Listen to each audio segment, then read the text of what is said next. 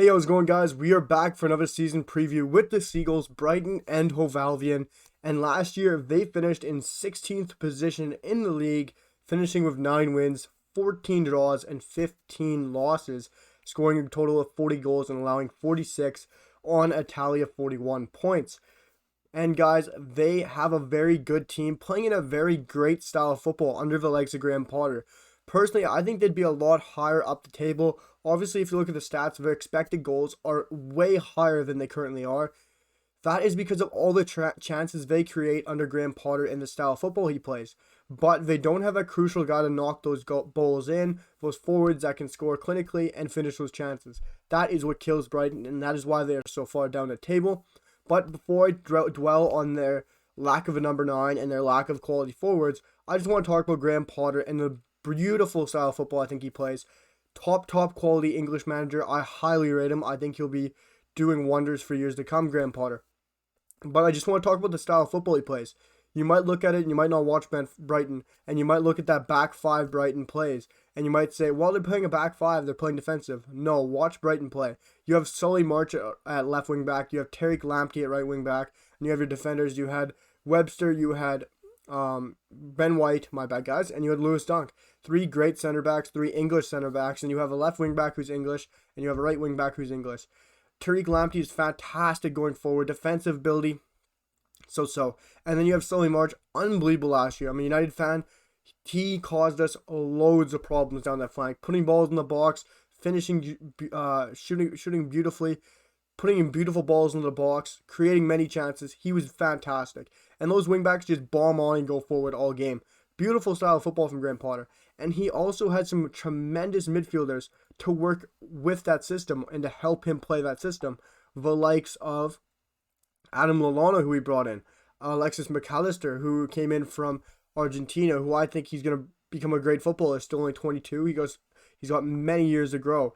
Moises Caicedo, Elzate, Pascal Gross, Moder, Bissouma, like some great talent. And also bringing in this summer Mwepu, who is fantastic. Mwepu is a great talent. Wait till you see him play under this Graham Potter side. He is going to be phenomenal, guys. And that midfield is one of the best in the league for me. If Bissouma doesn't leave, you're going to have a midfield of Bissouma and Mwepu, probably Grob, and you'll have McAllister probably ahead of them.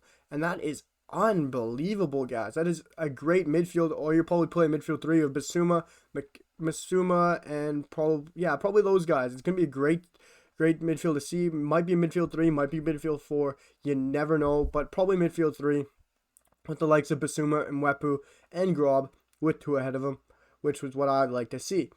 And then you have the forwards. This is where I want to talk about Brighton for a bit, guys. Their number 9 situation, their forwards, always scares me. You got them bringing in the likes of Maupai a year ago. Thought he would finish their problem and fix what they have up front. That didn't cut it. Aaron Connolly up top. He's still young, 21. He's still learning his trade. Locadia, he is not going to cut it for me. He's never been that guy. Danny Welbeck getting injured once again, but he's still a great bench player, which we've seen last year. You have the legs of Andone off the bench too. Many great options, but none of them are clinical starters for me at number 9 for Brighton. So this is why I want to talk about Brighton a bit more. For me, obviously you look at the stats and even the Premier League and all these analysis guys, they say, well, look at their expected goals. Why aren't they scoring so much? It's because they don't have the clinical number 9. They don't have that clinical forward. Even if you look at the wingers, it's like Lucas Trossard, and he needs to still improve. He's getting up there in his prime. He needs a clinical number 9 to help him out, to make those killer runs in behind and to help him. Because if you have the number 9, he'll make runs in behind. He'll win balls. He'll press the back line. He'll score clinically. He'll finish more of those chances. And all those expected goals that Brighton has on those tally sheets will then turn into goals, and you'll then see them crawling up and up the table. But currently, I just don't see a way that they can get themselves out of the 17, 16, 18 range for position in the league, just because of that lack of a number 9. They don't have that guy that can change the expected goal rate into goals. And that is what hurts Brighton, and they need to fix that very much before the league starts.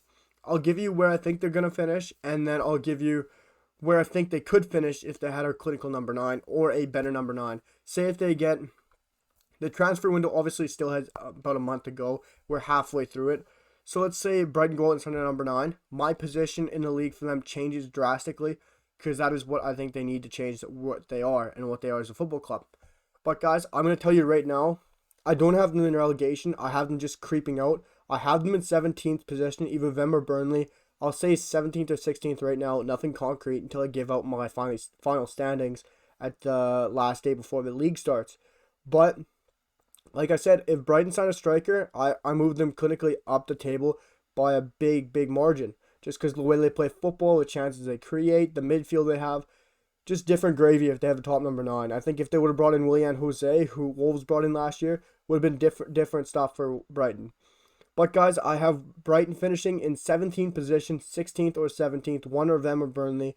If they get a number 9, things will massively change. Their player of the year for me will be Yves Bissouma if he stays. If not, I got their player of the year being Mwepu, and their player of the season. Just, he's going to be a fantastic player. If you get a chance, go watch Brighton. Go see what Mwepu has, because I bet you a lot of you guys haven't seen Mwepu, and I highly suggest you go watch Mwepu and Brighton play football this year, because they will be one of those teams that you don't expect to get an enjoyment out of.